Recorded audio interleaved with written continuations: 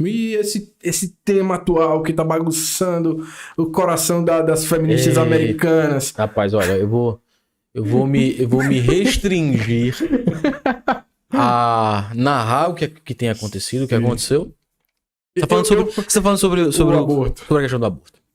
Eu tô brincando sobre isso só pra fazer uma abordagem aqui e ficar um corte legal. Mas uma decisão que não muda muita coisa na realidade, porque os estados continuam não foi tendo uma decisão ainda, tá? É verdade. Não foi uma decisão ainda. Mas, tipo, não afeta muita coisa que os estados podem continuar permitindo ou não. Só que agora não é um...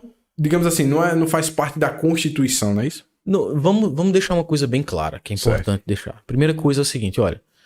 Não existe uma decisão revertendo a jurisprudência da corte hoje. Essa decisão não existe ainda. O que existe é um vazamento de uma decisão, que é uma coisa muito grave, muito séria. Histórico, né? Que tem pouquíssimos precedentes. São poucos as vezes em que aconteceu na Suprema Corte um vazamento de uma decisão, principalmente no formato em que aconteceu agora. Que é praticamente no formato final, é isso? É o formato final. É o formato final. Ou seja... Se você for ver, tem todo o acervo bibliográfico que embasou a decisão acostada nos anexos. É uma decisão da Suprema Corte. Uma decisão da Suprema Corte, só que é uma decisão de 90 páginas. Uma decisão... Uma pessoa... Eu tô dizendo para alguns colegas assim, olha... É muito difícil que essa decisão não seja verdadeira. Na verdade, ela foi confirmada que era verdadeira, porque o próprio chefe da corte, o próprio Chief Justice, né? Ele falou, não, essa realmente é uma decisão que circulava dentro da corte, mas que houve uma perda de confiança muito grande. A gente vai descobrir isso, e existe nesse momento uma investigação interna para se descobrir quem fez. O cara que fez isso, ele é muito corajoso. Você vê aquele Julian Assange, acho que é assim o nome dele. Irmão, o cara não pode pisar em... Se não me engano, ele acabou sendo preso, mas ele não podia pisar em nenhum país que tivesse parceria de extradição para os Estados Unidos, porque ele... Nossa, pode ser muito odiado ele. Odiado? Odiado é porra. Mas o Yuri, olha, ele é inimigo do Estado americano. É uma proporção diferente. Ninguém, né? Mas é uma proporção diferente. O quê, velho? O cara fala um negócio desse, é algo muito... Não, é muito grave, mas, por exemplo, ele provavelmente nem vai responder criminalmente a pessoa. Se não for descoberto, o que é que garante que não foi um outro ministro que vazou? Pois é. Existe uma grande pressão. Isso é um caso muito contraditório. E a verdade é que, assim, a corte, ela tem fases, ela passa por fases. E às vezes a corte é mais conservadora, mais liberal, tem uma visão um pouco mais voltada para algo que a sociedade vê naquele momento, às vezes não. Esse momento agora, o que aconteceu foi o seguinte: Donald Trump, quando ele assumiu... Tinha acabado de botar o nome dele aqui pra perguntar. Tem uma coisinha lá sobre ele. Ele quando assumiu, ele foi dada a ele a oportunidade de nomear ministros, que é direito constitucional, garantia constitucional e tudo. Então, quando ele passou a nomear os ministros, ele fez isso de forma muito estratégica. Eu tô chamando de ministros, mas são os justices, né? Os justiças. Ele fez isso de forma muito estratégica. Ele passou a nomear ministros extremamente conservadores. Pessoas que têm um background religioso, que têm um background voltado para advocacia bem conservadora. As decisões, atuações, tudo isso sempre. Um histórico.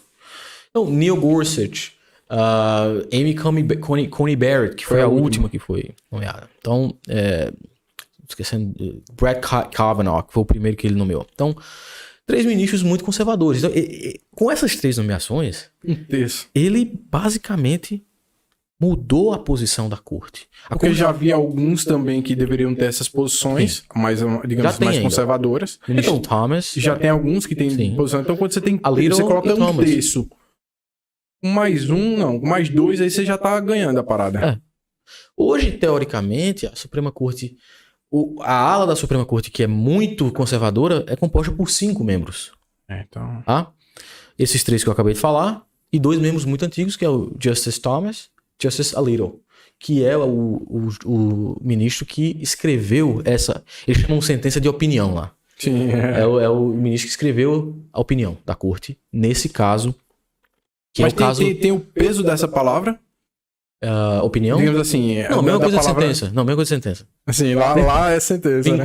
Vincula mais que qualquer sentença no Brasil aqui, inclusive. Cara, não, chama lá de opinião, mas parece que o cara tá dizendo assim, como se fosse só uma opinião. É uma coisa que me confundiu relativamente no começo, lá quando eu comecei a estudar.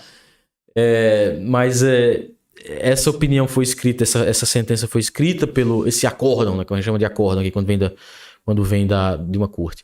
Ela foi escrita pelo Justice Alito, que é um ministro bem conservador, e foi confirmado em seguida que realmente, não, esse é um draft, esse é um esboço do que já vem sendo discutido, mas não é o esboço final, não é ainda a decisão final.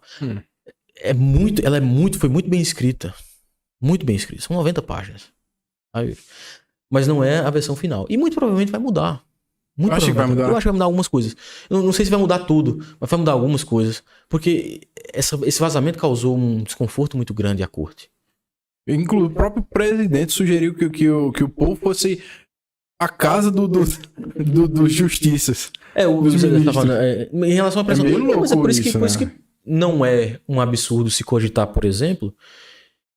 Porque os outros 4 ministros que formam a Suprema Corte Americana, eles são ministros bem progressistas.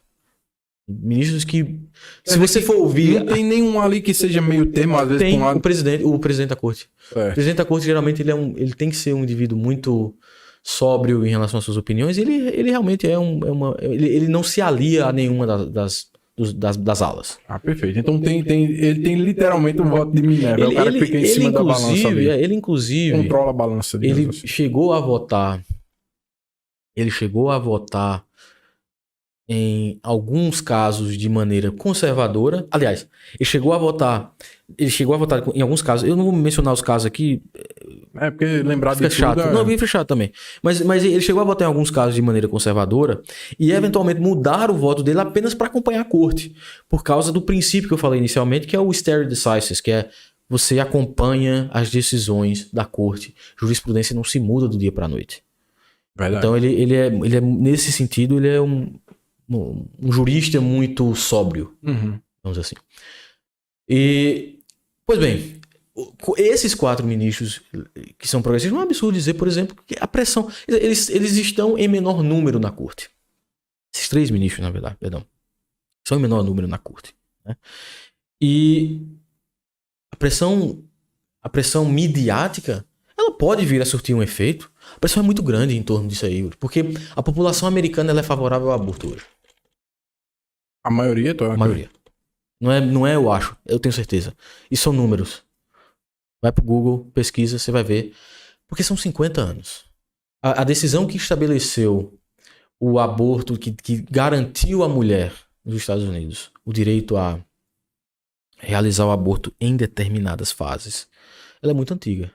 É de 1973. Já é toda uma nova cultura construída, né? Foi construída uma geração inteira, ou 2 gerações talvez, de pessoas que não conhecem uma outra realidade que não seja o aborto em nível federal reconhecido pela Suprema Corte. Entendeu?